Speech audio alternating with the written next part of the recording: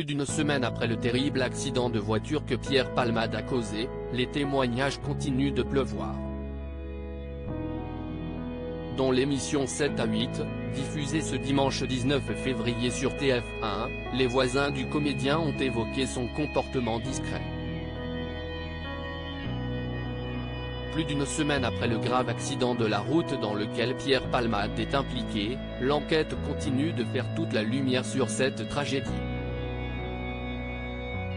Le vendredi 10 février, le comédien, testé positif à la cocaïne, prend la voiture et percute violemment deux autres véhicules.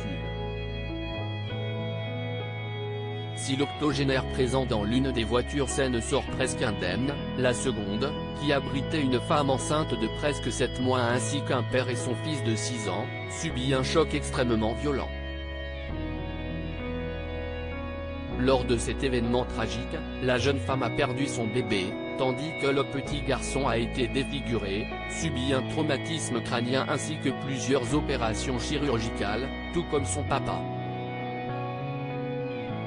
Malgré les nombreuses cures de désintoxication qu'il a suivies, Pierre Palmade n'a jamais soigné ses addictions, causant ainsi un drame terrible.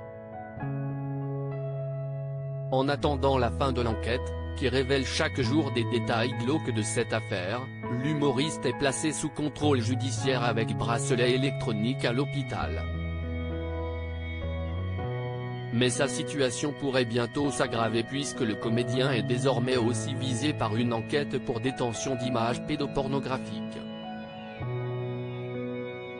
Il ne sortait pas beaucoup si ses addictions étaient connues depuis longtemps, rien ne laissait présager un côté aussi sombre chez Pierre Palmade. D'autant qu'il était apprécié de ses amis et de ses voisins. Dans le reportage qui lui était consacré ce dimanche 19 février dans 7 à 8, le voisinage est en effet revenu sur le mode de vie très calme du comédien. En 2017, après une énième cure de désintoxication, l'acolyte de Michel Larocque achète un corps de Fermacelli, un village de 1200 habitants situé en Seine-et-Marne, où il mène une existence tout à fait paisible. Au micro de TF1, l'un des voisins se souvient, « Je me suis dit que peut-être un jour je vais entendre une fête, mais jamais rien. » C'était quelqu'un de discret.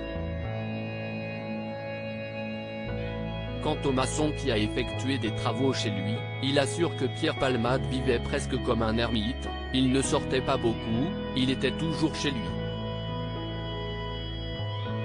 Il allait parfois à Carrefour ou Truffaut acheter des plantes mais il ne sortait pas beaucoup.